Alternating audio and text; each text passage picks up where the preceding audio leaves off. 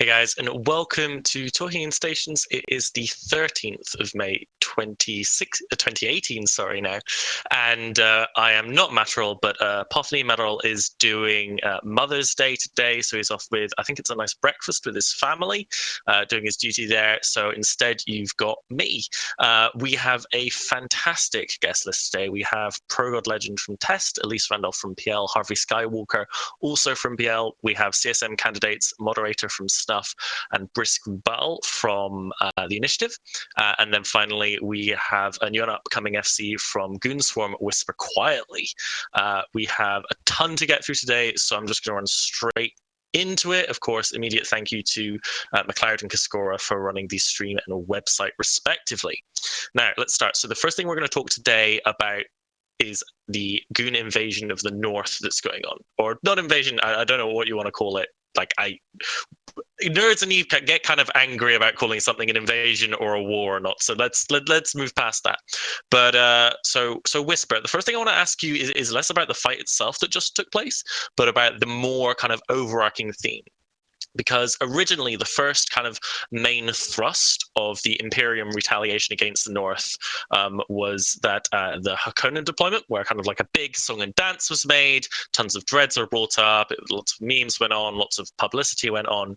Whereas there's been a kind of a change in approach, at least that I've seen, where instead of going, everyone's deploying, it's a big old deployment and stuff, there was a couple Reaver groups and then kind of just this slow, crawl, more subtly around kind of clockwise around the Eve map. What's your opinion on kind of this change of approach from the big declaration and noise and song and dance about it to kind of the more slow, gradual ramping up of forces? Well, personally, I actually don't have too much to say on that, simply because I've actually only been up there, recently. They were already up in the North by the time I, started playing the game. So while I have seen, a move up R2 head up that way, I don't really have too much that I can say about that whole, what it was like before versus what it's like now. Like the most recent thing that I've noticed, I'm in one of the northern groups, one of the Reaver-like groups, like you said. And, we've got our pings that are constantly going out to go do things and whatnot. So definitely I see the activity is kicked up, maybe from where it was like a month and a half or two ago. And yeah, so my kind of take on that is just that we're getting a little more active up there. There's more things to do more often, it seems like. Do you call yourselves the Asher Boys? Because that's what I call you in my head. I don't call us anything. I'm sure that maybe somebody has got a name somewhere floating around there that they call us. The Asher Boys. I like it. Cool. So, before we go into the specific story of the fight and Whisper's specific story, I want to ask Elise and Progod, who are both kind of like, you guys have a ton of experience of seeing different campaigns roll through Eve, and wars of various forms through the history of Nullsec. What is your guys' kind of take on kind of the new Imperium approach to putting pressure on the northern region? Last time they tried to do a big deployment, it was Hakonnen, and they got kind of pooped on a little bit. And when you make these huge declarations of, I'm going to go do this, it's going to be fantastic, you're putting a lot on the line in terms of morale, right? If you go up there with just a few groups, which is essentially all this is, it's just a few special interest groups going to get some good fights, then, you don't really set off a lot of alarms. And you could have like really good fights, and that's exactly what they're doing, really. Yeah, it's way more fun than like, we're gonna grind this, we're gonna do this, herf blurf, full power KTA. You can just shoot dudes. It's way better. Yeah, and I think in the new era of Eve, when everyone needs to Vorkal mine in their home space and things like that, and you have to kind of live in your home space and keep ADMs up, just putting constant pressure on people is almost a better way to break them than trying to straight out invade them and kick them out of their space in the beginning. I mean, the old days, you really only needed to live in one system and you could throw everything in carriers and deploy across Eve on a weekend. But now, like, if you can't, dislodge someone from dropping all your Vorkals and living next to you and fucking you up every single day, your people are going to eventually get frustrated. And, you see that had corp thefts, all kinds of stuff like that. The slow burn is much stronger than it used to be. But at least from the initiative perspective, I think from us, we've only been forward deployed about 2 weeks, but it's been fun. I mean, the whole idea behind us being up there is really just to have fun. And whether we put pressure on GOTG, we fight them as much as we possibly can. But as far as at least as a line monkey, I am not aware that we have any higher strategic goals other than let's have some fights and see what we can do up in the north. Yeah, I mean, I suppose in that way, it almost has this parallel running to the PL deployment to Providence that happened a bit earlier. In that, generally speaking, and I'm sure Elise will back me up on this, is that when PL deploys somewhere, it's because this is a place where we can probably get a lot of fights. And sometimes, say it's against Brave Newbies or someone else, we accidentally the region from them, and we accidentally kind of crush an alliance or someone. And that that happens from time to time. But kind of that initial deployment is kind of just, this is going to be a really fun thing for us to do for the next couple of weeks, couple of months. But then if you keep poking and things start happening, then kind of like that ball starts rolling, and more things can potentially happen in some cases. But anyway, let's move on to Whisper's specific story, which is really cool and interesting.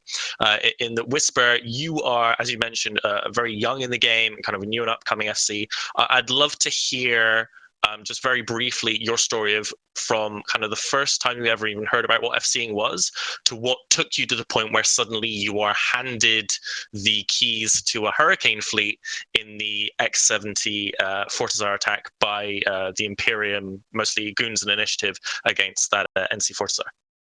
Yeah, so like I downloaded the game end of November. I had looked at it multiple times, just never downloaded it. And I always ask my friends, hey, how's Eve? And they're all like, oh, it sucks, you shouldn't play, And then I was just bored of the game I was playing, so I downloaded Eve.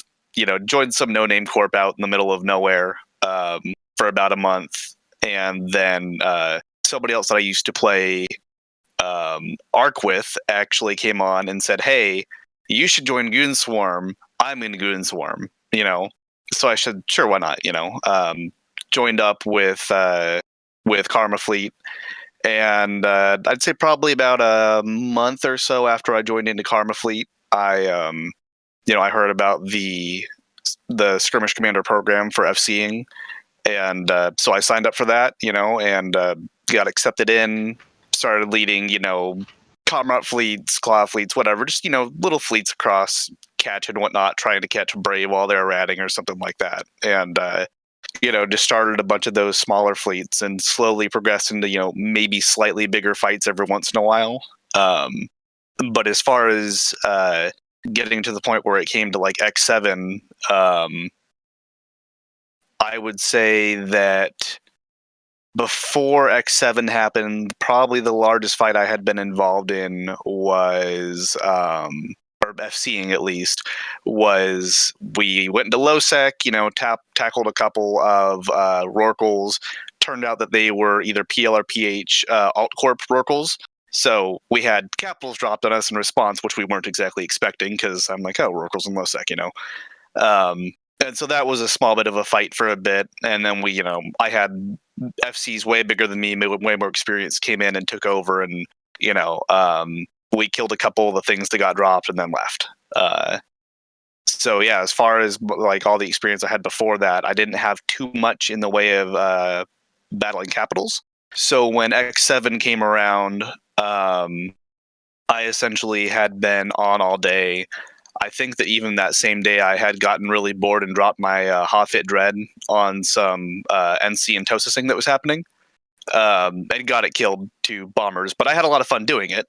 So there was a ping that went out, saying, hey, we need somebody to run this op, and I volunteered to do it, and a couple hours later, next thing I know, they're telling me, cool, you're taking Hurricane Fleet, you're going up to X7, and you're helping some of the northern SIGs take out a Fortizar. Like, sounds good. And that's about all I had really been told about it at that point. So going up to X7 was, I don't generally gate, that many times in a slow ship. So it was maybe a bit of a trip to get up there. But once we did, it was definitely with working with different SIGs and stuff like that, which is something I haven't usually done. It was definitely a different experience than what I'm used to because, instead of just having myself and maybe a backup FC, it's myself working with 2 or 3 other FCs to get something done. Yeah. Cool. So, if you ask kind of the older FCs in the game from like any period and say, what was the kind of the most fun FCing in the game? What was the most fleet combat in the history of the game? Typically speaking, what you get from them is the era when they started and first fell in love with FCing, because after that point, you kind of have that experience and you kind of see more of how the sausage is made and more of kind of like what makes the fight. So there's less mystery and less guile to it. I wouldn't necessarily say that. I've heard it in some cases. So what would you say, Whisper, as a young FC, where in a game where like a lot of people complain about like, oh, this is, it's terrible. It was so much better in 2010, 2012 and 2014 and in 2016. Right. What for you is the thing that made you fall in love with FCing? What stylistic stuff is it? Like, what is so cool and what makes you fall in love with FCing Eve in the year of our Lord 2018? Man, so I'd say that probably what makes me really like FCing and like continue to want to FC is I think just after my first couple of fleets, while the first fleet was absolutely terrible, we whelped horribly, killed almost nothing, as is probably expected. A lot of people were like, hey, look, man, I had a lot of fun. Like we may have completely gotten annihilated, but I had a lot of fun. And that seemed to be like a reoccurring theme for most of the fleets that I was running afterwards was, that was a lot of fun. That was a lot of fun. That was a lot of fun. And so just knowing that, whether it's 20 people, 50 people, 150 people, knowing that everybody else is having fun and I'm also having fun, that for me was just like awesome. If I can create a 2-hour window where 150 people are having fun, then, I'm going to keep doing it. Awesome. And I realize I phrased that fairly poorly, and Progod's right to pick me up on it. But yeah, what I meant to say is that a lot of people who kind of come through and have spent a lot time in the game is that they're kind of like they have rose tinted glasses to their first falling in love, and they will see that as kind of like a better time comparatively, and they always want to go back, and which is why we hear so many people say Evil's at its best at different regions, because that might be when they started and when they first initially fell in love with the game. So like Progod, Elise, tell us about like kind of your kind of when you fell in love with FCing and whether what Whisper has said has resonated with you. I mean, you're definitely right in that there's some rose-tinted glasses to when you first started FCing. I started FCing back in Providence in 2008, and back then roaming was extremely popular. It was something that happened a lot. And so being in Providence, which got roamed all the time, I was in high school when I started FCing, so I could only play like, 5 o'clock after I came home after football practice till like 10 o'clock.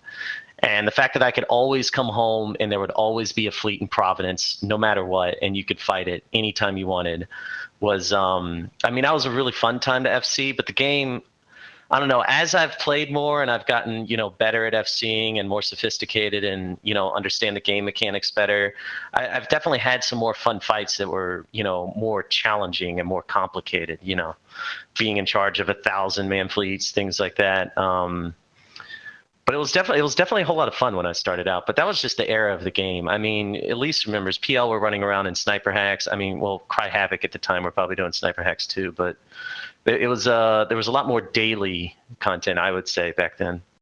Yeah, for sure. I started FCing basically when someone in PL died, and like all the backup FCs were like not being used anymore. It's like, fine, we can just let this idiot do it. I don't think I did that poorly, but I got everyone safe. No one really died. It was good. But my favorite time ever of seeing like the era of Eve that I thought was the best for me was when PL were fighting the old Northern Coalition. And essentially what we would do is we'd live in NPC space, basically where they are, and we'd find some of their allies, and then we'd hit a POS that was mining technetium. Back then it would make about between 5 and 9 billion. And we're talking like 8 years ago, 7 years ago. So Yeah, that's a that was lot like of money. That was like 2009, 2010. Yeah. Yeah, so it's a lot of money. So we'd hit one of those, and then we'd hit like 7 more, and then we just kill one in a day in 14 hours. The one that the bad guys weren't like very well prepared for. So it'd be like 80 of us in armor hacks versus like 190 to 200 of them, but they didn't really know how to fight armor hacks. And it's like sometimes some of their FCs did, but they didn't really like the members didn't really want to take webbing ships because it's not flashy. So we just go in and have a good brawl, and you could just like set your watch by it. It was great. Every day at like 6 o'clock my time, I'd go in, have a good brawl. Sometimes we would whelp horribly because they dropped like every Titan they had on us. But some days they wouldn't, and we'd be able to type in our in local chats. We'd be able to type +1 tech, rile up some jimmies, post about it, and then just go off owning in the highway. It was really fun. That era was really fun because you could generate timers very quickly. Unlike now, when you hit a Citadel, it's like 2 weeks worth of fights, and they're kind of weird fights. Then you can just hit a tower, and if you're really good at it, you can do it in 5 or 10 minutes. If you're not, you'd lose your entire Dread fleet that was trying to do it, which I thought was fun. There was definitely that era of the game.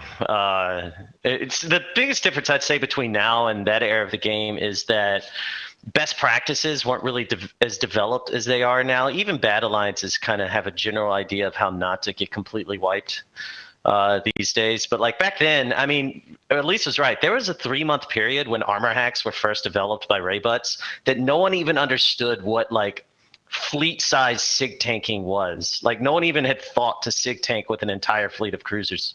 Like it'd been done in roaming by like small groups, but no like 150 man fleets. And for the first 3 months, like they just went up against sniper battleship fleets and killed every single battleship and wouldn't even like take damage. And they just wiped everybody. And like when they first pulled out Hellcats and were dropping them with triage against like 200 man Drake fleets, there was a lot more not knowing how to the finer or just the tactics, the strategies weren't as developed. You just get completely wiped sometimes. So drawing us back to the present time, as much as one of my favorite hobbies is getting people like Elise and Progod to kind of tell us stories from the old days before I was around. So let's talk a little bit about the test deployment to Providence and kind of the Provi war that's been going on for really quite a while now. So I want to kind of start by posing this to Harvey, who's been patiently sitting quietly with the rest of our guests, as he's our peaky boy here from PL, and Peak has been the Corp in PL, at least from my perspective, before I took a break from me for my exams. That were very much leading kind of the boots on the ground aspect of the SOV the SOV taking, so the entosis wars and what's been going on there. So Harvey, if you can tell us kind of just like a brief history of kind of like the what you've experienced in the SOV war with Provi, starting with when we first invaded, going to now test involvement. Okay, well, I joined with my corp, Peak, as you said, just before, I guess about the same time that PL moved from Jamunda over to Assar. So they just were basically switching the front, as it were, from, I think PL were trying to get fights out of test in catch from Jamunda, which is the curse side, switched it over to Assar and started pushing into Provi. So I came into PL with my boys, fresh-faced and that, and just decided we were going to show everybody what we could do. So we just went to work, and some things were very, had parallels with old wars of old. The Provi block was, a coalition, or is a coalition, if you like, depending on how you look at it. And we took them apart, piece at a time. Many people remember that Jin made some plans and declarations. They said that they were going to focus on defending citadels. They weren't going to focus on defending SOV. And I should think that's, probably might seem like a good choice at the time. I and my boys, we rubbed our hands together because we knew what was going to happen. And they could defend their citadels when Progod came down to help them. They had their single point objectives, and they could get everybody together and that was good for them, and they held the line with that. But at the same time, we were destroying iHubs day in, day out. 2 iHubs a day was pretty much the pace of it. We chose to set that pace because from experience of entosis, just my boys and I, just a small little unit, and that suits us basically. A couple of iHubs a day, get cracking through it. And the thing that people don't understand is that you may say you live in your citadel, but Proviblock, and a lot of large alliances, coalitions, and that they may say they live in their citadels, but really, for the most part, they live in their havens. And if you take away their iHub, they lose their havens, and then they start losing their numbers. And so you pull them apart piece by piece like that. I feel like Ragnar and you and your crew and like myself are one of the few like FCs that actually think entosis warfare is good good gameplay. But I've been trying to explain that to people ever since entosis came out. Well, ever since Citadels and entosis have been the only 2 types of timers. Like, you don't have to go after Citadels if you can't capture them. Like, if you kill someone's iHubs, they're eventually gonna realize that they can't do anything in their space anymore. Yeah, I mean, the main problem with Aegis Sov that people find is they say, well, this is boring, and it is boring when it's uncontested. If you're uncontested, it's boring. Anything is boring when there's no one at the other side contesting you. But as soon as you have 2 groups that want it, and go for it, you can get some good fights going. Now, if you push it, in my opinion, if you push the scale right up to coalition wars, then things can get a little bit, the meta can twist into a very, you get the fuzzy claws, and some maybe not so fun tactics can become the most optimum thing to do. But anything lower than that very top scale of conflict, so alliance versus alliance, down through mid-scale fleets, 100-mans, 50s, 30s, whatever, as you go down the scale, it works in a lot of different sizes. It's just, in my opinion, I think it's the larger scale that it doesn't quite work with. Well, it can. I think the biggest problem with the larger scale entosis warfare before the rework is that when you couldn't repair entosis ships, it was just interceptor warfare as much as it. And like Tested developed a few ways to like split up 200 people across like 4 or 5 nodes with like 30 people on each node and try and counter the entosis stuff, and it worked okay. But even then, like just in general, it's really hard to organize that, and it's much easier just to get 200 people in interceptors and let one FC fleet warp them around. Yeah, that's a big point. That was the worst part. All you needed was one guy to land one good ECM, and that's the end of it. And you've wasted 5 minutes. I don't know about the ECM part. That never really stopped us, but I mean, in general, all like the ECM part did was give me many kill marks.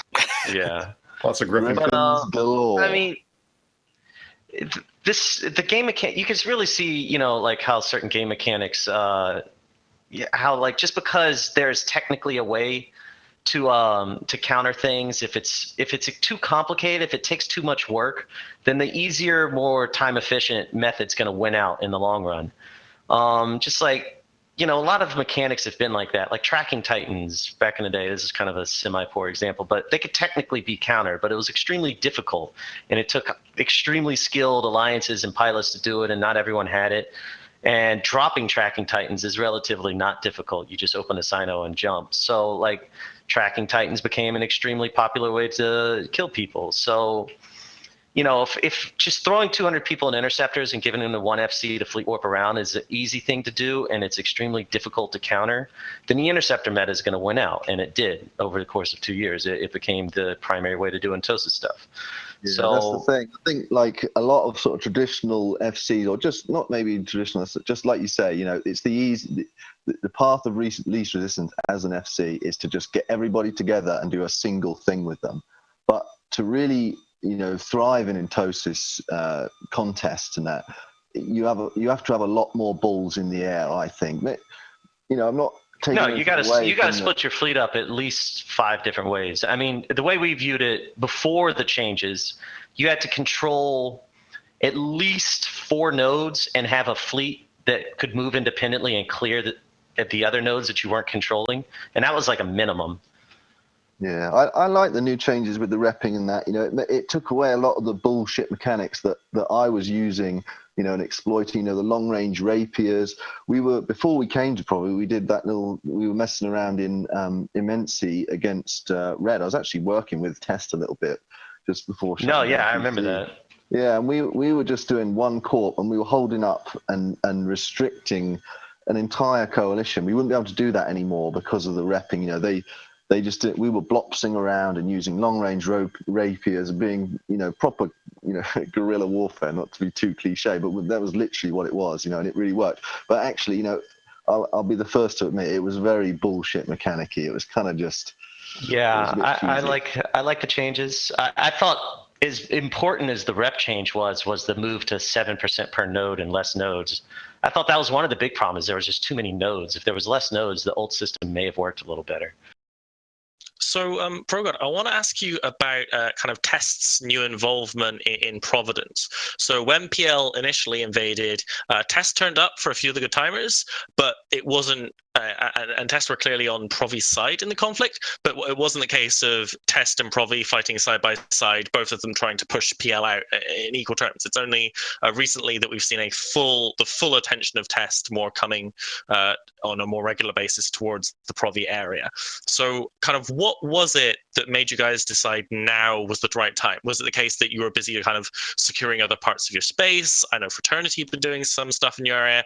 Is it the case where you couldn't take expensive stations from your allies Provi without looking bad? So if PL takes them, you can take them back from PL? Like what's kind of like the timeline for Test in terms of the Provi invasion by PL?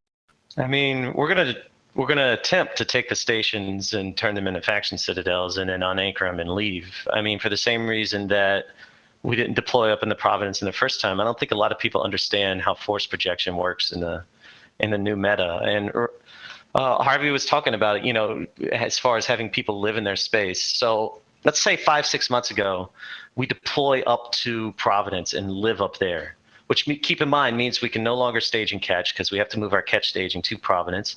And we probably diminish our ability to fight in Esoteria as well, which is where we actually live and mine and do all that stuff. Where's the in-game there? PL at the time lived in Losec, and it wouldn't be very difficult to live out of a Losec station. We know they're capable of doing it. So we go up to Providence, and we defend timers, and we win timers for how long? I mean, there's no in-game there. And to be able to actually defend a region, you have to be able to drive your opponent out. But when you live that close to Losec, that's a big problem. And yeah, maybe we could have hell camped PL with our entire coalition, and eventually they would have gotten bored and left. But that's not really sure how that would play out. That's kind of a big risk. Plus, I mean, there's like literally no reason to save a coalition and like throw them on your back when they can barely stand on their own 2 feet. Yeah, so that's the other thing is like it's not like I like Provi, and like I said, I started the game in Providence. Like Equinox, the current leader of CVA, he was in my first fleets. A lot of the CVA people helped get me on my first CSM. Like I have a good relationship with them, but they're not technically part of our coalition. Like we were allies, and we had a mutual enemy that we both want to beat. I mean, we're always gonna team up with Provi over PL, but they're not technically part of our alliance or our coalition. So we were there to help, but unless they want to sign an official agreement or something like that, we had no obligation to truly save them, like Elise said. So, yeah. Plus, it's way more advantageous to fight in an area that is not your home, right? So if you can keep PL engaged in Providence, which is on your front lawn, so you can just shoot them whenever there's a big form up to keep your members happy, and you don't get to have PL throw the trash around in your backyard, then it's even better. It's like the win-win. Yeah, then, I mean, I think it took us. When we were helping Provi, I think we kept y'all up there for like what, 2 months or. Yeah, exactly. So you got to get, or Test had to, Tappy, I should say, got to shoot PL on big fights, right? So they got their, that little check marks marked off, and PL wasn't messing up with like Rorqual miners out in Esoteria, or just trying to do annoying stuff in Faith Ablis or Omist or anything like that. And, it's good. And then, so the neat thing is that if you help the Providence guys from a Tappy perspective, then that's going to be a good thing for you. You got to help some people that you like. But if you don't and they end up collapsing, you can sort of say, hey, guys that were really good, you can come join me instead if you don't want to. You're not necessarily poaching them. You're just giving them a better option. Yeah. So I'd love to hear from both of you, Elise and Progod, as kind of the two respective like leaders of the two groups, PL and Tappy. Progod mentioned kind of like the end game and what the goals are. So obviously asking Alliance Leader to tell us what their plans are for the future is kind of like saying, hey, give us all your secrets.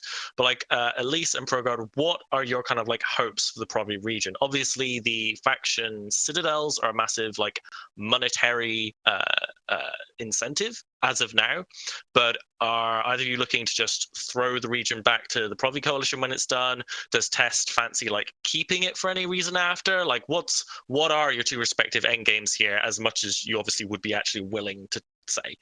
I think hilariously enough, like everyone has the same exact idea for Providence, right? Just grab as many stations as you can. I mean, obviously neither side is going to get 100%.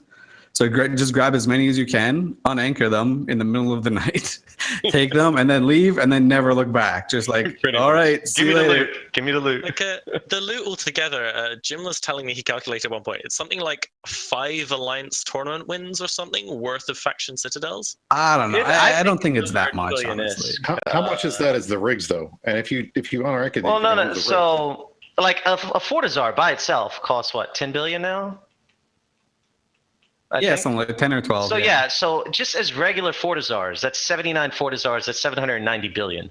Plus they also have bonuses. As far as I understood that dev blog, that aren't, related to the rigs, that could probably inflate their value a little more. I imagine they won't cost that much when everyone's unanchoring like hundreds and hundreds and hundreds of faction citadels and throwing them on the market. But eventually I think the price will settle above a regular Fortizar. I mean, it'll be cool just to have like 90 Fortizars, right? Like you could just drop them to do whatever stuff you want it to do. If you just wanted to do some hood rat shit, just drop one of your free Fortizars, whatever. It's fine.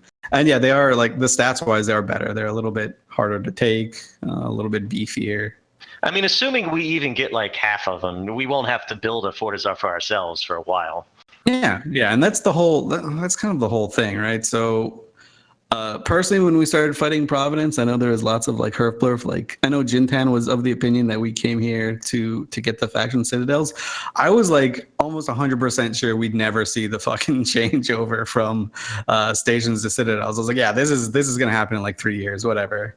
And then they showed up on the test server. Yeah, and then they showed up on the test server. We're like, oh, this is interesting. And they showed up on the test server right when we like started taking some Providence stations. And so there was a lot of tinfoil hattery going on, like, oh, PL's got some insider information. They're going to go steal it like when the patch comes out. It looked pretty suspect, didn't it? But then they made the post that it's coming out on June 5th. And as soon as they did, we were like, nice. Everyone's going to come down and try and get a piece of Providence. This will be fun. Yeah, I mean, my take on it going forward, I think when we're all gone, Providence is going to be for a short period at least until it gets its stability back. It's going to be a wicked little hotbed of, activity. Provi Block is obviously going to think that it has the right to just take it all. Its God-given rights is to the region, so they're going to come straight in and try and take their stuff back. Any other small alliances around, that fancy a piece, when we're all gone. By the time we're done with it, it's just going to be a clean slate, man. Exactly. Yeah. Exactly. That's what I mean. It's a fresh, scorched earth, plowed field, ready to be re-sowed with whatever they want to put in it, and they can fight over the land. There won't be any legacy stations, no iHubs, nothing. It's just going to be a complete, perfect, clean slate. If I was a little, alliance leader again of some crappy little alliance, I would love to get in there and have a crack at it. Awesome. So before we move on to the next topic, Harvey, we have a little title in our notes backstage here called Loomio the Meme. So why don't you tell us a little bit about the legend that is Loomio the Meme? Loomio, the man, the legend, yeah. Well, I think most of the legacy guys have bumped into him as well. He's been around Catch, probably further afield. Other people must have bumped into him. But basically, he's just some guy, don't know who he is, but when he jumps into local, he's always PvPing. When he jumps into local with you, you know you're about to get a fight. 100% guaranteed. Jumps in local. When he sees a spaceship, doesn't matter what spaceship it is, could be a Titan, could be a fleet of 250 nightmares, he does not care. He says, let's do this in local, in capital letters. He fights. He explodes, maybe. He might explode you if you're unlucky or you're bad. And then afterwards he says, you didn't heard the last of Loomio and Trelevine, or whatever his name is. And that is his meme. He's done it so much. And he just seems to have like a great attitude to PvP. He's just going balls deep every single time, no matter what. You know, no holds barred, straight in with his pistons or his dummies, or he doesn't care. He's just a legend. As long as he keeps doing it, he's never wrong. Yeah. Is I mean, he kind I of sat like on a the- gate once. So I sat on a gate once in my favorite ship, my Nightmare. I'm just sitting there, flying other alts around and things, not really noticing. And every maybe 2 or 3 minutes, I got the shield alarm. I tabbed over to my Nightmare, and Loomio was there in another ship, some kind of spaceship. He did like a Sacrilege, a Tristan, a Sentinel, and he just did them back to back, one ship after another, and just like had a crack at me. You know, he was just trying different things. He tried tracking, disrupting me with his Sentinel and muting me, thinking that might work. You know, obviously I just exploded him repeatedly because I'm a murderer. But you know, it was still admirable to watch. So he almost sounds like, in kind of like the open world games, like your Fallouts or your Skyrims. He's one of those developer Easter eggs that you occasionally cross paths with, and they're amazing, and then you don't see them for like 3 months. Like the headless ghost guy from Skyrim, or like just like a beloved rare character in one of those games that the devs put in as kind of like a little in-joke or something, and you see them once in a while, and every time they pop up, there's a thread on Reddit saying like, oh, I ran into this famous like meme today. And Loomio is kind of like a real person being that role in EVE Online of just bringing a smile to everyone's faces when they see him in system. Is that about right? Yeah, sounds about right to me. Yeah, he certainly brings a smile to my face anyway. That actually sounds like my whole CSM campaign, to be honest. Well, before we get on to CSM talk stuff, I know Brisk and Mod are waiting patiently, but let's finish our kind of run around of the nullsec map stuff with talk about the Winter Coalition. So there's been a leadership transfer from Wind Spirits to Noraus. Is that how you? Yeah, Norris. They say Norris. Norris. Perpetual liar. And so the plan is to take on Solar. Apparently, it's a better time zone. I'll be honest, I'm a grunt line member from PL who's also been doing exams the past 2 months, so I haven't a damn clue about this topic. So whoever is comfortable explaining the Winter Coalition Oh, I stuff, know a take good the bit job. about Winter Coalition. Please go ahead, Burgod. So where are we starting? Well, just tell us, give us the TLDR of who they are at the beginning, and then tell us what's going on with them currently. Oh, so they're I think about before the Triumvirate War started with FCon. So last year, right around this time, they started. They were running seminars, I guess is the best way to say it, to get people from Serenity over to Tranquility. I remember they were getting like 100 people every time they'd run a meeting, and they were teaching them how to do the proxy from China and all that. And they've just been slowly but surely bringing people over from Serenity to Tranquility. And Serenity's not technically dead yet, but it's definitely stagnated. I know they've brought a few alliances in full over from Serenity to Tranquility, people who are kind of looking for a new challenge. And they've just been slowly but surely building up their coalition. They remind me, I've been dealing with them for a while. They remind me a lot of early Brave, back when who was the guy before Licton, the original leader, who started them? I forget his name, but he was extremely arrogant as well, and thought he understood EVE before he even kind of played it.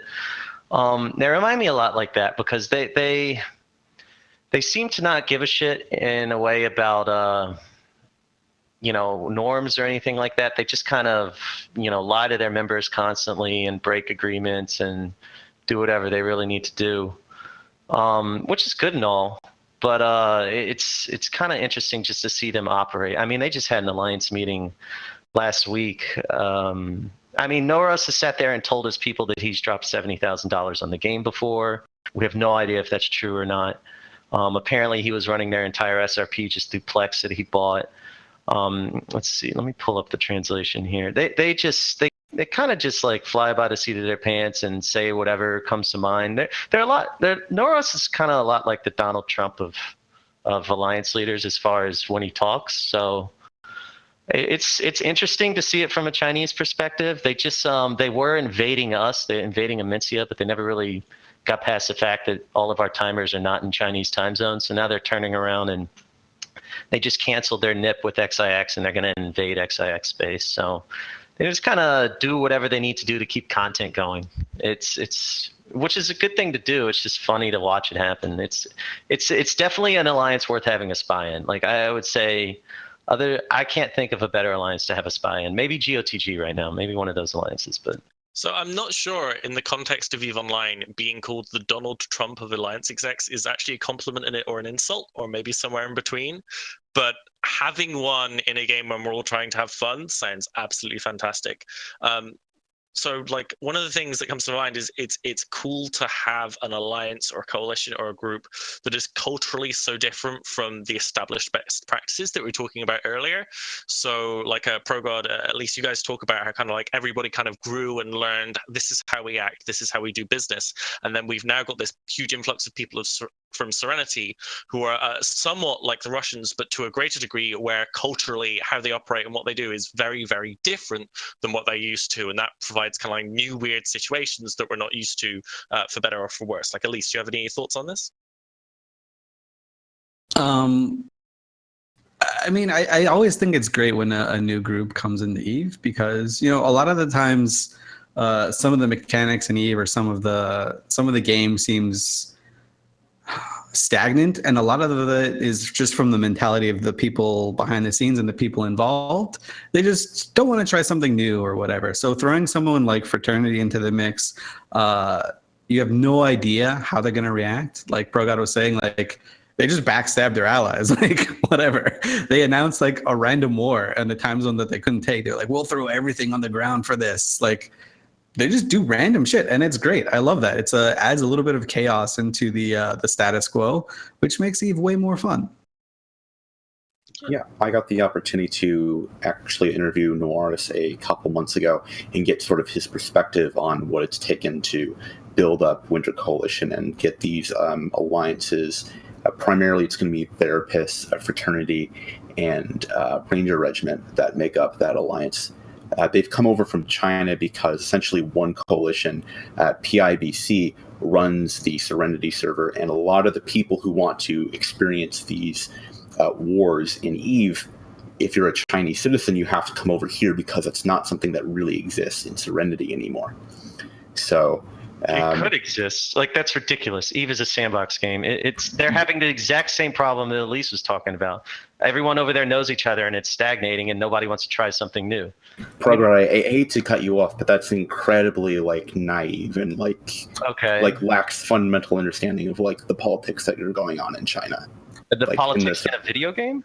Yeah, it's one alliance that controls literally everything, and no one has. No, I get it. Like I've known Wind Spirits for 4 years. Like I understand it. I'm just saying, like, it's a sandbox video game. That sitting here and saying there's one alliance who controls a video game, and then coming here and over to Tranquility and like they want to try. You know, we want people to try something new. Like they could absolutely do that on their server. They're just choosing not to, which is fine. I prefer them to play on our server anyway. I think it's ridiculous. There's 2 separate servers. I know why, but. You know, just sitting here and saying like, oh, you know, PIBC controls the entire server, you can't do anything. Well, no, I mean, you might have trouble doing something, but, you know, there's nothing stopping a large group of people over there from theoretically getting together and fighting them. And I know they had a big giant BTEC R fight like 2 years ago where that was kind of settled. But, I mean, theoretically, you could say the CFC controlled EVE from 2013 to 2014, but eventually they fell.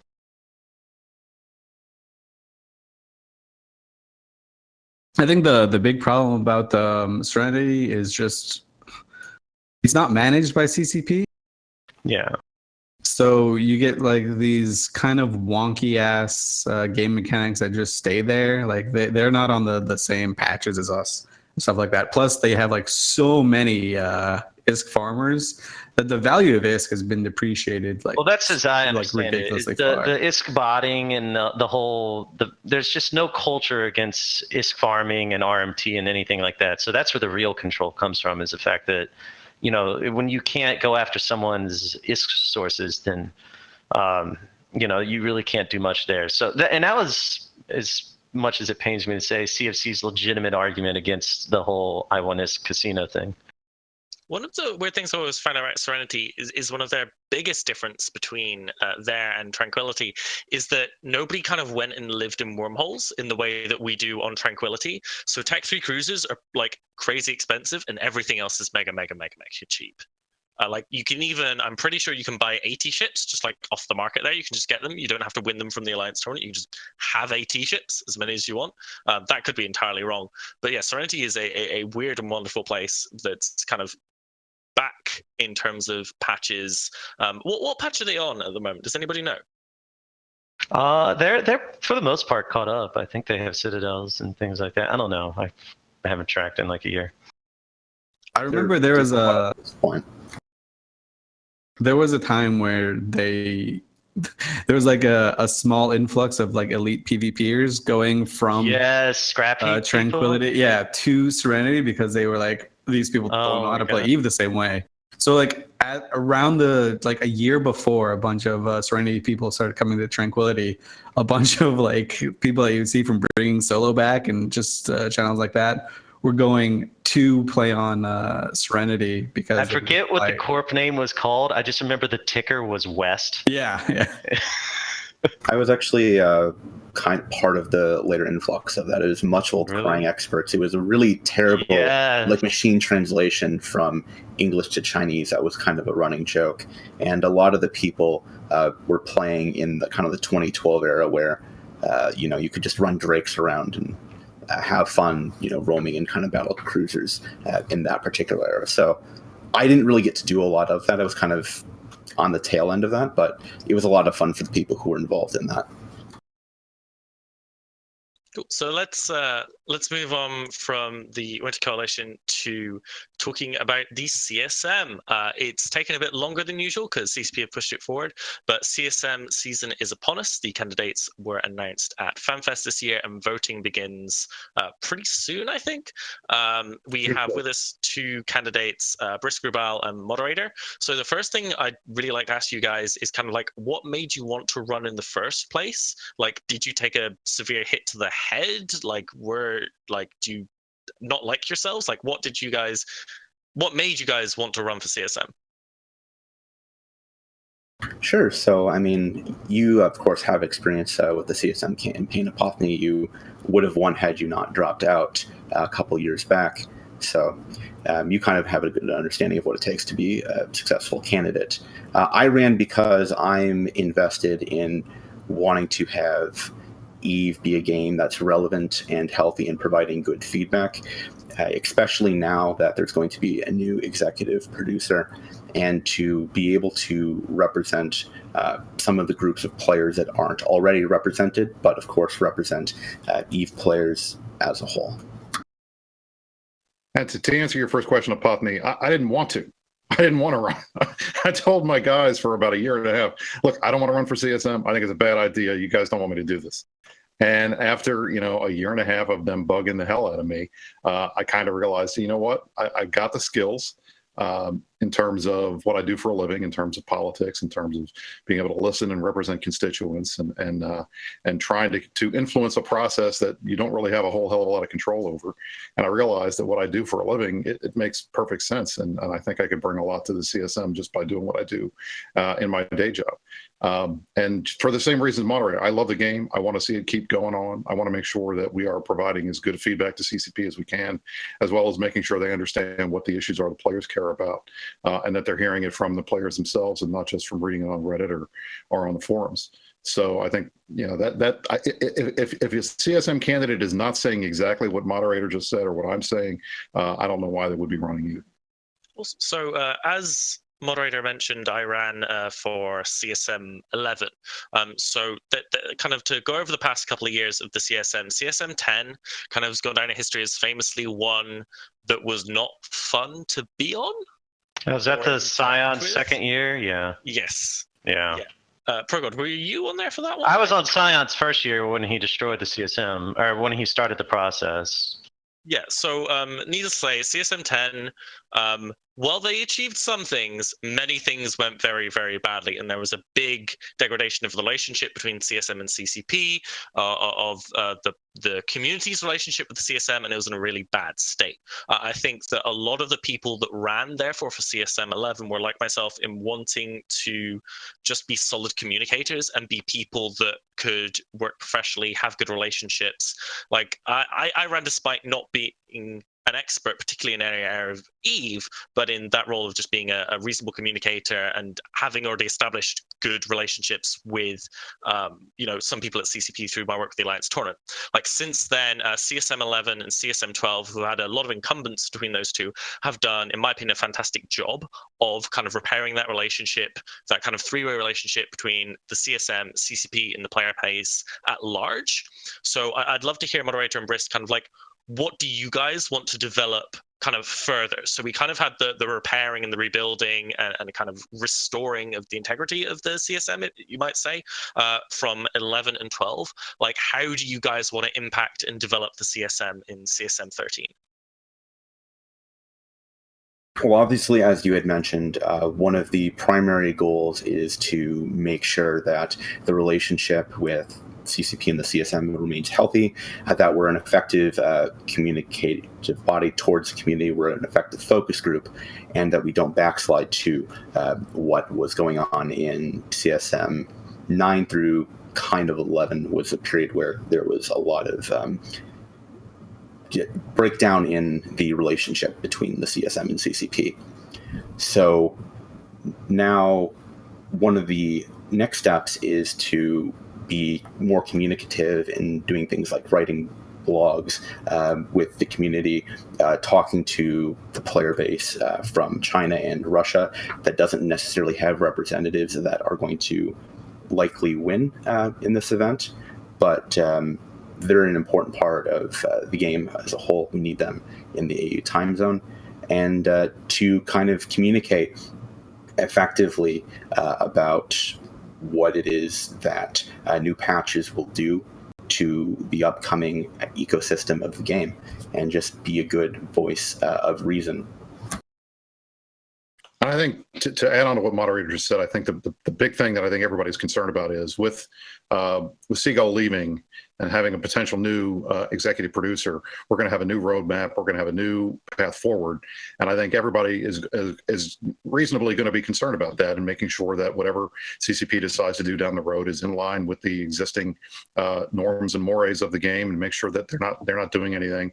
I think we're going to have to make sure that we get out there and explain what's going on and try to do our best to be a good liaison between the players and CCP. But I think at the same time, until we get an idea of what direction they want to take the game, I think it's going to be very hard for us to say one way or the other, what we're going to hope to be able to accomplish next year. So I'm looking forward to hearing from them. All right, now you've made some personnel changes. Hilmar's back. What's on the next 5-year plan? What's on the next 2-year plan? What are you guys planning on doing for the rest of 2018? And then go from there and see what we can do to help ensure that process goes smoothly. I will say that I still know quite a few of the people on the CSM, and I've heard pretty great things, especially from Short Dragon. Short Dragon's unique in that he was on the CSMs I was on, and he's on the CSM now, so we kind of have a way to compare to. And he says it's just night and day better, considering that they've gotten past the whole Scion ordeal. I've heard CCP Grendel is a superstar. I've heard, you can just see from the changes they made in the last year. I mean, we got changes to the SOV system. We got changes to jump fatigue. We got fleet fight notification stuff pushed out, and it's been really nice. I think I almost wish I'd run. Like, I think now is as good a time as any to be on the CSM. I'm kind of jealous of you guys. I think it's a pretty good time to be involved in helping EVE grow. What's that? So just very quickly, we have somebody dropped in the chat called CCP Fozzy. So assuming it's the real dude and not somebody risking a ban by impersonating a dev, he told us that Serenity is currently running the September 2016 patch of EVE Online. So you can look that up and figure out what they've got from there. Yeah, so one of the questions I also want to ask you guys, Brisk and Mod, and Brisk, kind of especially you as well, as you have a ton of experience in real world politics. The act of running for the CSM and being on the CSM, there's a lot of like memes and videos. Brisk, you've released a fantastic video for your CSM run that's like one of the best we've seen in a while. Like I'd say up there with Dunk Dinkle's "I'm not running for the CSM" video, which was also fantastic. Like, how do the both of you see the campaigning phase in kind of the modern era of the internet? So like, to what extent is it just kind of fun hanging around? Like, where do you see people campaigning and the strengths and weaknesses in certain approaches to campaigning for the CSM? Starting with Brisk. Well, the one thing I said when I got into this was, and one of the reasons why I didn't want to run, until a couple months ago, was I knew that if I got in, I was going to run it like I would a regular campaign, which means I would buy ads. I would get out there. I try to do every TV show, every Twitch stream I possibly could. I do a commercial. I put a website together, and those are all the types of things that I've done. I think the biggest issue for me, being just another player who really hadn't made a name for himself, unlike Moderator, who's famous and a great eventee, talking head, I didn't have any of that. So I'm trying to build name ID just so that people know who I am and who I'm with and why I'm even bothering to try to do this. That, I think, was the hardest part to get into this race. But I think I've tried to do my best to make sure that I am not trying to come in here and claim that I am the smartest guy in the room, that I know more about EVE than anybody else. Moderator has forgotten more about EVE than I've ever learned. And a lot of the other CSM candidates can say the same thing. What I'm trying to do is have fun with it. I'm trying to be funny. I'm trying to be self-deprecating. I want people to know that I am willing to listen to them and accept that I don't know everything. And I mean, to the certain extent, I've even gotten in trouble for that, because I'll say, well, what do you think is the biggest issue? And then folks are like, oh, you got to tell me what you care about. Well, I care about a lot of things, but I want to know what you care about. Tell me what you care about. And I think that's really what I'm trying to put through in this campaign is I want to listen and be a good liaison, but I don't want to push any ideas beyond what I've already put out there as my talking points, because in the end, a lot of this is going to come down to what's on CCP's roadmap. If we get out there and start talking about, I want to push this, and that's not on the roadmap, then we're not going to talk about it. I got to ask you, if you don't mind, how much have you talked to former CSM members about what the CSM is like? I have had a lot of conversations with Sort. I've had hour-long conversations with Malcanis. I've talked to a great CSM member, by the way. And he's given me a lot of great advice and explained a lot of the stuff that he saw and concerns that he had and ways that I should be reaching out to folks. So Malcanis is kind of my rabbi. If it wasn't for him, I wouldn't know have any idea really what I was doing. Well, if you learn it from Malcanis, that's a pretty great thing. But I do got to say, and I'm sure Malcanis may have told you something along this lines, like when it comes, a lot of the CSM is the summit. Right. That's where you get most of your work done. And you don't have time during the summit to reach out to people who will know better and kind of get their opinion on things. So like, and I said this when I ran on CSM, it ends up being in a certain way more of a focus group than kind of a community communicator. It's changed a lot since then, but when it comes to the summits, that's kind of it. In-game knowledge matters a lot. Being able to speak from your own experience matters a lot. So that's, I'm curious what your thoughts are on that. If if you're worried about, like, I don't know too much about certain areas. Well, what I would say is I do my homework. And I think the biggest thing that I'm trying to make sure that I do before I go in any of these meetings is take a look at the agenda, make sure that I'm aware of what's going on, that I've done my homework, I've gone out, I've talked to people before the meeting. So because I know you're right, I'm not gonna be able to do that while we're sitting in a meeting room.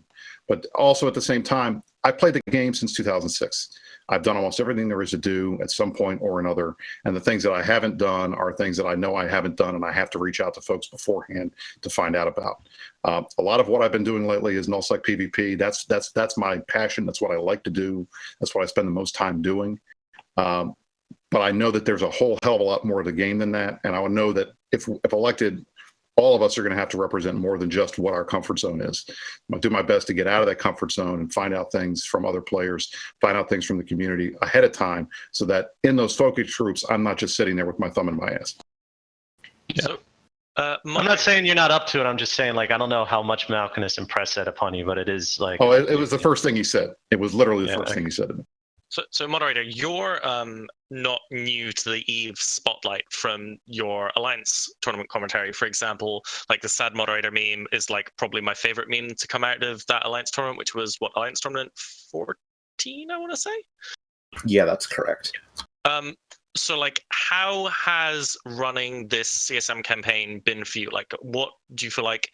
What were you expecting that happened in running for CSM? What has been kind of like new? They're like, oh, I didn't expect this to happen whilst campaigning for CSM. Like, well, like, what's your experience been of it so far?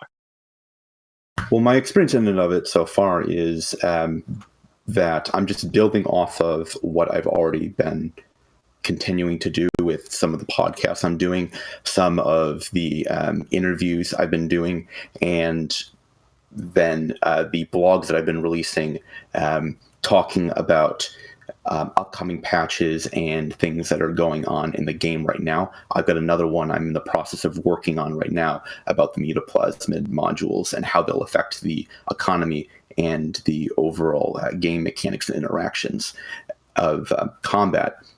So one of the things that you're kind of hinting at is that the way that you run for CSM has fundamentally changed, especially given that the format is now a 10-member group instead of a 14-member group.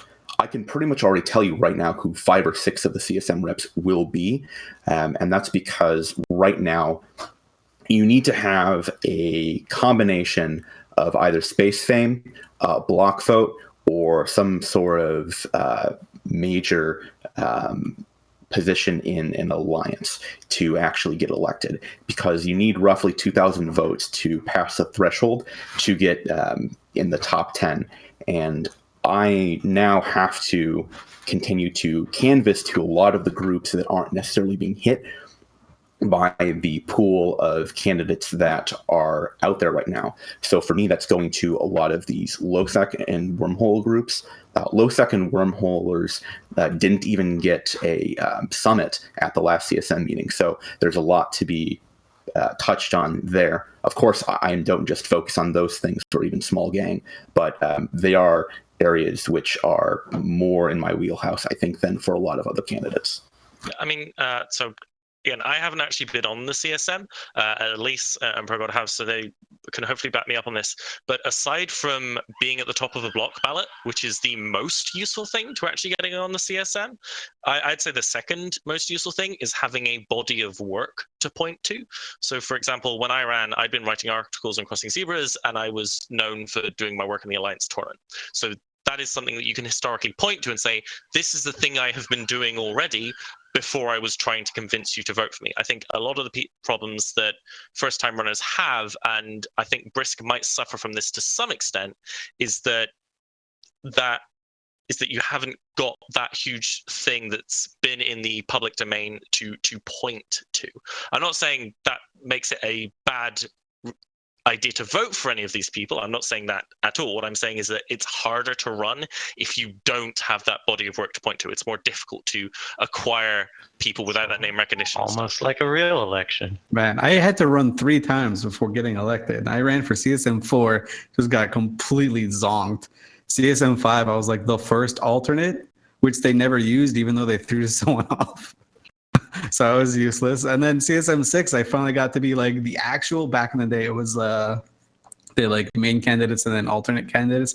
I was like an alternate candidate, and someone already bailed or always bailed from the first 7. So I got to fly out to Iceland and be at the summits. It was great. And then CSM 7 was the first time like I ran and I actually got on without any like asterisk. Just because I love the story, Elise, will you tell the lovely audience who may not have heard it, your costume for, I think it was your first CSM summit, was it? And the costume so I'm you had? an idiot, right? And I come up with idiotic, hilarious ideas. So my plan for going to the CSM 6 summit was like, man, all these guys are nerds.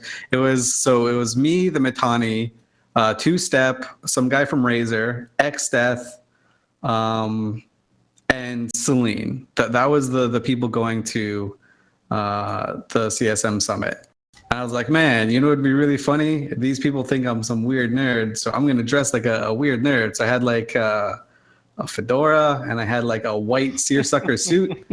I was like, yeah, and I had like a bright purple shirt. I was like, yeah, this is what people are gonna see when I first get off the plane. Then I'm gonna change into normal clothes because I'm a normal human being. Then I suddenly there lost my fucking baggage for 3 days. And my alternatives were buy like some $9,000 shirt from the Icelandic tourist shop, or just be a stubborn idiot and wear the same dumb shit I was wearing, which is what I ended up doing. Oh my god! Because I wasn't very smart. I never heard that. So the first time I met like any CCP person ever, or any of like an EVE player in real life, I was wearing like a fedora, like actually I don't think it's a fedora. I don't know what the actual called thing is. I'm not a hat aficionado, but I was wearing one of those and a white seersucker suit that didn't fit at all because I just got it off the rack.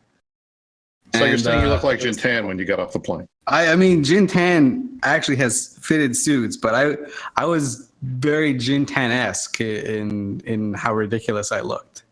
And so it was I think it was the first time I had met CCP Fozzie, and the first time I had met CCP Rise. And they must have thought like, what is wrong with this person? But luckily they didn't judge me too hard for it. So I was able to rebound. Again, you guys heard me earlier say I love poking older EVE players to get them to tell us cool stories, and like stories like that are the reason why I love poking people to do that. Sorry for putting you on the spot there, Elise. But yeah, so obviously everybody listening, please do consider moderator and Brisk for your votes, as you should consider everybody running for CSM. Ballot and block voting is a part of the game, but in my personal opinion, take that as a source of information, but not your overriding principle, unless that's what you want to do. Vote for who you want, vote for who you think will make the game the best game. And we have two examples of wonderful EVE players who are willing to put in the time and effort into the CSM, which is a big, big, big job. Like, I don't think we've mentioned yet today, like, it is a lot of time of your real life that you probably lose from playing in EVE and all kinds of other stuff to actually be on the CSM. So in my opinion, people who do the job and don't just not turn up, like even if they don't do an amazing job on the CSM, they are doing you get some things out of it. Just by how much time you have to put in. I put software consultant on my resume, and it definitely helped. Like, I'm not gonna lie. I'm not gonna lie, I have all the 80 stuff I've done on my CV under like very skewed names. Like, yeah, I was a consultant for a CCP in their broadcasting division, or some crap like that. Hey, I'm just hoping that maybe I can win an election for a change. That's all. That would be a compelling change of pace for me. The interesting thing about the CSM is like, or rather, the unfortunate thing is, because it's been around for so long, people have like people who are not involved at all have like all these weird views about what it is and what it isn't, and they kind of try and speak with authority about what it isn't. They're like, oh, it's just a popularity contest, or oh, it's just a public relations thing. Like, no, it's actually not. You actually can do some good there. Obviously, you don't get to like make the game from the CSM. It's not like a developer position, right? But it is hugely important, and you should be able to have effect. Yeah, like you absolutely need, like, so the problem with the CSM is the reason the huge ballots and block voting works is because like most people don't bother to vote, because it's kind of like a pain in the ass. Like, oh, I gotta select like 11 dudes. I'm like, no, just select like 2 people you like. Just put 2 people in that list. You don't have to fill it out. Just do a little bit of research. Even if you have to pick someone based, anyway, you know. Yeah, exactly. Just put names up on there. Just be like, whatever. You can do this. It's important. It's kind of like, I suppose, in real life, that if most people don't vote, the only people voting who are the ones who have very, very extreme beliefs, and therefore are compelled to vote. So the only people that vote would be politicians and people with extreme beliefs. So if the average person then doesn't vote, you are going to get the result of only extremists and politicians voting, which is a weird outcome for the people ruling your game. So do get involved, do vote. Brisk Mod, do you guys want to say anything on that point of at least Pro Gods of Mine? I mean, at least from my perspective, this is the same as real life. I mean, I ran elections in the largest jurisdiction of Virginia for 2 years. Voter turnout in big elections could get up in the 60s and 70s, but in the small elections, we're lucky if we crack 10. So making sure people realize that, yes, if your vote matters, it does do something. CSM is not just a sinecure. You actually have a role to play, and the players do have an influence over the process through their CSM members. That's important. So trying to keep that cynicism out and trying to get folks to show up and vote is a big deal. And I'm happy that CCP gave us a full 7 days of voting this year. I think we were all concerned that they were going to reduce the size because this season has been a lot longer. But I think at the very least, if we're all out there pounding the pavement saying, hey, get out the vote, maybe we'll see a little uptick in turnout this year. Yeah, obviously, a longer CSM campaigning period is going to benefit those who put a lot more time and effort into campaigning.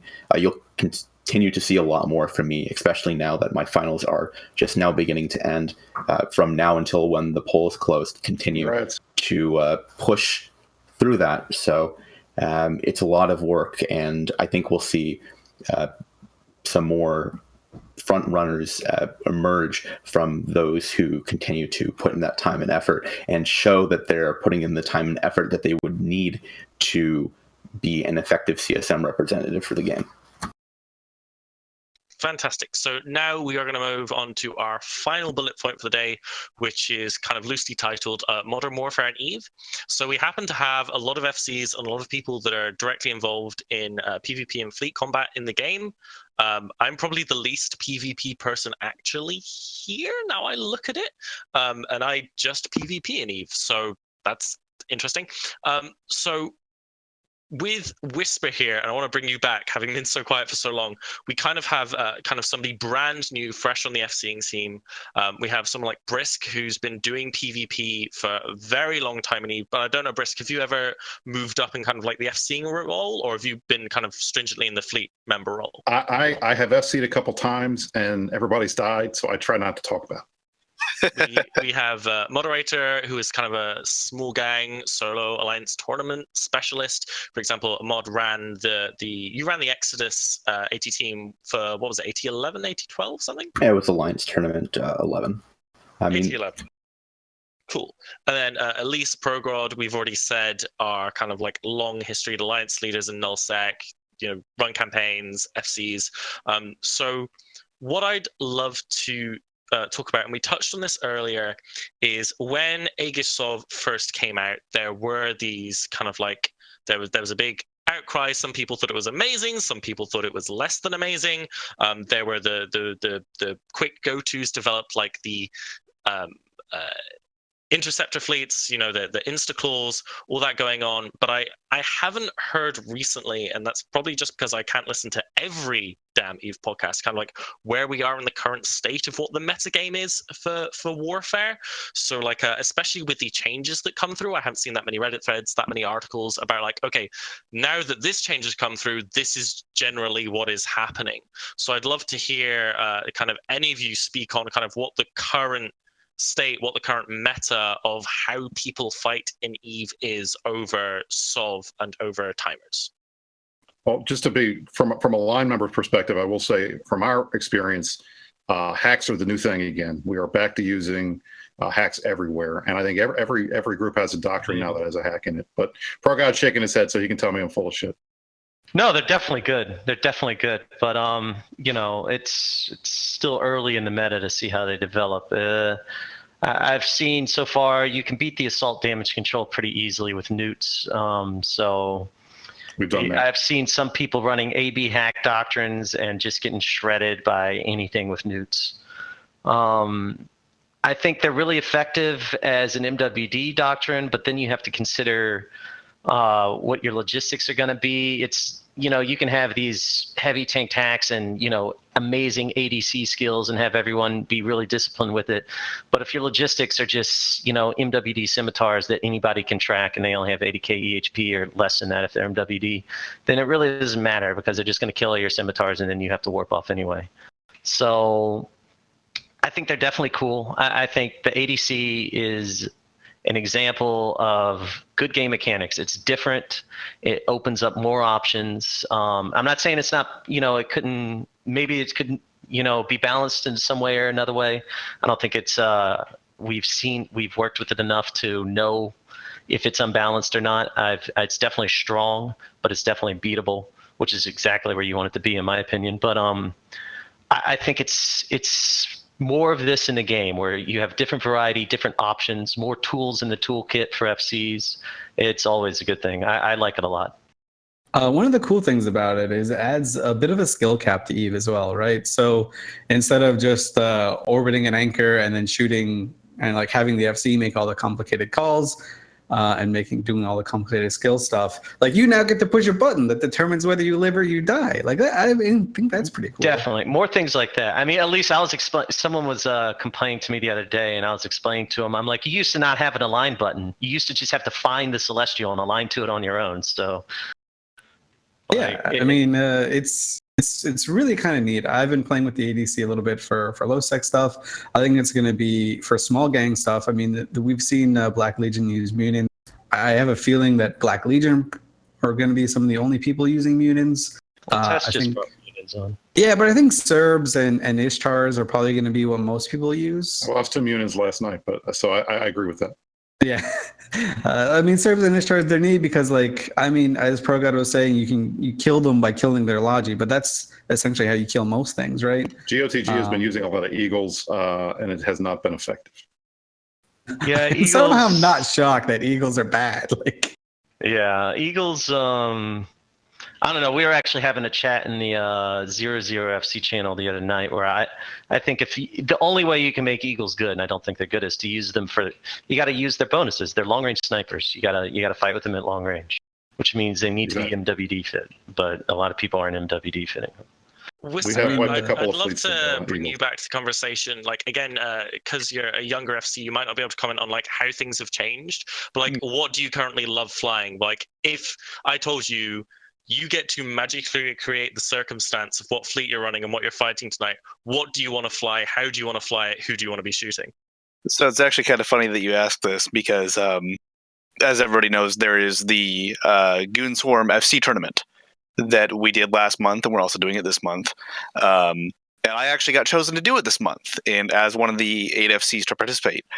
So I had to create my own doctrine, from scratch. Couldn't copy, any other doctrine. And I decided, not so smartly, to go with a procurer fleet.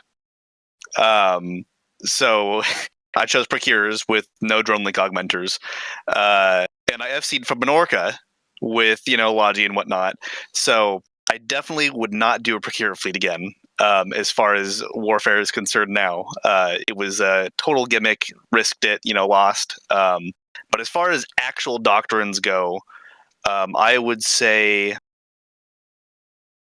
I really enjoyed running that Hurricane fleet for the X7 fight. So if somebody told me, you can run a fleet right now, I would probably take out Hurricanes. I'm assuming shield arty standard. Yeah, shield arty. Does CFC still run those 650 arty Hurricanes? I mean, armor Hurricanes. I think that there might be one of them out there. I think that might have actually been retired. I think you're talking about what used to be our Sandy fleet, but yeah. So the running the new Hurricane fit like we did for the X7 fight, that was really fun. Like I said earlier, first time that I'd ever had a couple hundred flights of fighters coming at me. There was even a point in the fight where one of the other FCs is saying, we need you to kill Grams. And I start scrolling through players. I'm like, who's Graham? Because I didn't know what Grams were. So that was a fun little interaction right there. Better. I got to give you, Whisper, I got to give you credit. You got balls, man. I have been playing this game for 10 years. I would never be willing to take a fleet out like that. A handful of times I've done it, everybody else has died, and I was the last one standing, so I did it. But I got to give you credit. That's awesome. I actually didn't know what even was going to be going on. I mean, it was just like, all right, you're going to go up here, you're going to shoot this Fortizar. They didn't say, maybe they'll drop Titans or Capitals on you. Nobody mentioned that really being a possibility until the carriers came in. They're like, oh, well, if they drop carriers, then they're going to drop supers, and then they're going to drop titans. I'm like, every single time that something new got dropped, like when it went from carriers to super carriers, I'm like, what do I do now? Because I had no clue what I was doing. I actually had Alterari Phoenix, who's much more experienced FC than I am, was kind of in the back going like, okay, now you do this, and then they drop titans. I'm like, well, what do I do now? Like there's 24. Right, like there's 24 Titans on field, and he's like, whatever. The Fortitude's got 4% left. Just kill it. It's like, okay, and I was FCing from a Drake because I have not very many things trained up. So of all the ships I could possibly be FCing from, the Drake ended up being the best option for me at that point in time. And of course, that's just funny in itself. Whisper, do you want to tell the uninitiated what grams are? Yeah. So turns out grams are superiority fighters. So once somebody pointed that out to me, I went back to my fighter tab and started killing those so they could stop wiping out all the drones so quickly. And because I just didn't know, they just said kill grams, and I'm literally looking through the player list for some red character named Grams or something, and then they're like, do you not know what grams are? I'm like, no, I don't. Dude, I didn't know what grams are. I've never owned a super. So yeah, exactly. Thank you for explaining it to me, dude. Cool. So I've almost forgotten my next point, but we have Matrol actually back with us. I don't know if he's joining comms, but he's back from breakfast, I'm assuming. Good to see him back. Let's talk a little bit more about, we talked a little bit earlier about kind of entosis and how there were some changes that came through. So for example, you can now rep people with the entosis module active. So I don't know who wants to speak to this, but what is, say, kind of the new meta for going and doing entosis wars? So previously it was you'd go in and you'd see a rapier running around at 200 kilometers, right? Like if I go to a Plex, if I go on a Sov entosis fleet, what am I likely to see these days? Well, from what I've noticed, even just because I thankfully was playing before the complete change to how entosis kind of works right now. Obviously, before you could, it was clown shoes all over the place, and you would fly, somebody'd fly Griffin in, burst you, warp off. Well, you can't do that anymore. You can't just burst jam all the entosisers all the time. So I've noticed, and it's not like a secret or anything, but we've been using like Drakes to do it. Like unironically just using Drakes because they can defend themselves. They're tanky enough to deal with a problem for long enough for a fleet to actually show up and help them.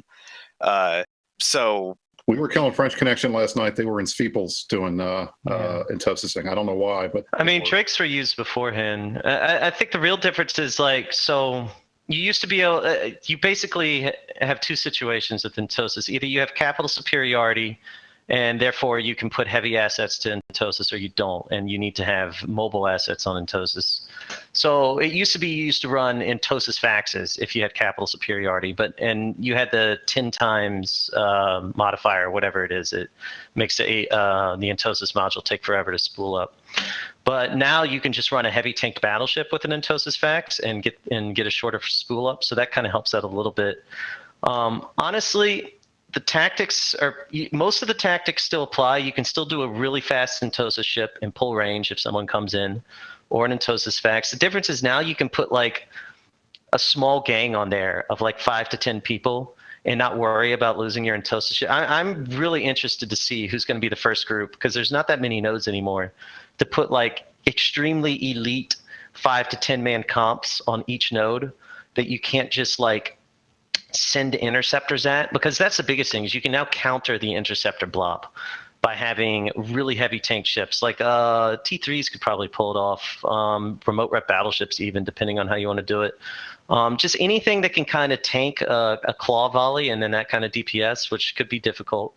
And maybe something that can clear it. 5, 10, 15 people. There's a fleet comp in there that can make it work. And if you can counter the 100 claws and also not have to put faxes on the field, that's the biggest difference, I think. Otherwise, not much has changed. You still either need to be in like a really fast ship that can pull range if enemies are getting close, or a super heavy tank ship like a fax. But I mean, the rep thing, I think the meta hasn't fully developed yet. It's going to be about 1 or 2 more entosis wars before it really kind of develops, but the options are definitely there. One of the neat things is restriction of range down to 50k for the T2 affected it. Yeah, somewhat, but you still pull like unless the Scepter FC is extremely good at getting his probes out, and some of them are, but most of them aren't. Let's be honest. The range thing wasn't that big of a deal. Sorry, No problem. I was just going to say, with allowing repping now, it kind of changes the small scale meta quite a bit. As ProGod was saying, for the big one, you could just shove a capital on there and whatever. It's just a capital. You're going to have to escalate, and the one with the biggest super cap umbrella will win that. But with the smaller and medium gang stuff, before you would have to take a ship, and it was always a little bit wonky. You'd always have this sore thumb of a ship that would have to be a brick tank, more or less, to survive for quite a long time. So you see like the prophecies and the drakes and stuff like that mixed in with like a normal fleet. Now you can just take a normal fleet and shove an entosis mod on just one of your regular ships. So the people doing the entosis, it feels more like a small gang fleet more than just some gimmicky entosis stuff. So you can just take if you want to take like if you're Guardians of the Galaxy, you want to take an Eagle fleet out, you can actually take an Eagle fleet out, and one of your Eagles can just have an entosis mod, and your logistics wing will keep that guy alive, right? Like, obviously, I'm not suggesting people take Eagle fleets out. Actually, I am. Yeah, everyone take Eagle fleets out. Please do. That would be great. We'd love that. Yeah. But yeah, it feels it's less than, now it's more like PvP in the game instead of like some weird specialized things. Like, you'd have to basically take a Hyperion or a Prophecy to entosis before, because the goal back then, before the change, was you need the enemy to form up something that you can then fight, right? And what the enemy, as we've been saying, would usually do is just take interceptors, because A, they can warp fast and they can move around the region pretty quickly, and B, like, they're hard to catch and they can kill most entosis ships. Now that that's not the case necessarily anymore, the meta is probably going to develop into more sort of brawls that you would, hopefully it'll develop into more brawls that you're more accustomed to seeing for like other fights that were similar, like not necessarily pause bashes, but things like that, going over an objective. So one thing to kind of clarify for the listeners is some of the changes that we're discussing right now came in March. So part of that March balance pass, we also got to see some interactions change with how entosises worked. So Tech 2 entosis went from 250 kilometers down to 50 kilometers, less node spawned, and it's now more difficult to jam ships doing them. So there were a lot of just relatively easy fixes that are just kind of like, okay, we can just go into the database and tweak some numbers here. They weren't things that required a major code rewrite or rework of how the fundamental systems work. And it's gone a good way to making the actual player interactions a lot more bearable. Their quality of life changes definitely when it comes to actually doing the entosis. I think it's great. Like, I thought the other system, like, people were like half blurf and say, "Oh, it's so bad, it's the worst." Like, it's not. Like, the old system wasn't bad. As Harvey was saying before, it was shitty and boring when it was uncontested. That's the problem. If everything is shitty and boring when it's uncontested. That was a stupid fucking argument. The old system was terrible when it was uncontested. The mega old system was like the worst shit in the world when it was uncontested. Yeah, 64 large towers in a single system. Like, yeah, have fun. Have fun killing that stuff. Oh, but I mean, at least this time, so we're just making small quality of life iterations on something like this. And I like it. I think it's good. Okay, so let's run down a little bit of news. We have on June 4th, I believe, is CSM voting begins. Am I wrong there? That is correct. June 4th. Fantastic. So make sure you pay attention to who you're going to vote for. The voting lasts for a week, as we said before. So really consider your candidates, read their evoth posts. There's a lot of stuff that's going to be going around more and more and more as we lead up. So make sure you're informed and vote for who you think is going to make EVE an even more awesome game than it is already. On June 5th, literally one day after, that is going to be the change to the faction citadels being able to pull, which is why so many people are interested in Provi. So that's a good day to look at the scoreboard, see who got the most loot, made the most money out of that change coming through, which is very, very exciting.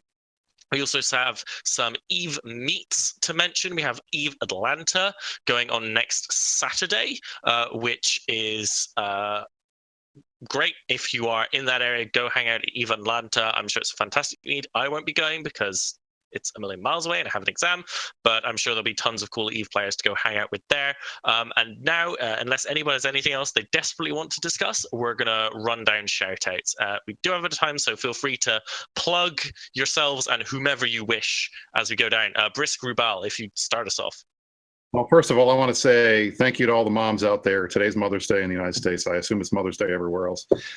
Thank you very much to my beautiful wife, Kayanne, who let me come on the show, even though it's Mother's Day. I had to give her a shout out. She's a great mom. To our mining intern, Nick. And I want to thank you guys all for letting me on the show. It was a lot of fun. Pleasure to have you, buddy. Moderator? Yeah, of course. Shout out to my mother, my grandmother, and all the women out there who, are mothers. Shout out to the people who have been helping me with my CSM campaign, and you'll be continuing to see more from that over the next couple weeks. Great. Elise? I want to give a shout out also to my mom. The only Eve thing she's ever watched me do is boundary violate and finish last place in an Eve tournament. And she told me, like, this is the dumbest shit ever, and she's never going to watch anything again. And she hasn't. So shout out to my mom, who will never hear this, but she's the best. McLeod, do you want to make a shout out? I don't know if you can voice on air. I can voice on air, but just shout out to my corp mates in T-Grads and to Initiative, and vote Brisk for CSM. Thanks, McLeod. Progod, who are your shout outs, buddy? First off, am I the only one who heard your the intro to the show when you were talking about how Madrigal was away from Mother's Day stuff, and then immediately texted my mom because I had totally forgotten? Like, does that make me a bad son? But I would say shout out to the test fleet that's out there right now watching the show, reinforcing all the PL stations. Keep it up. Keep creating those timers. Good work. Another day. They're not PL stations. They're your former ally stations. Yeah. Reconquista.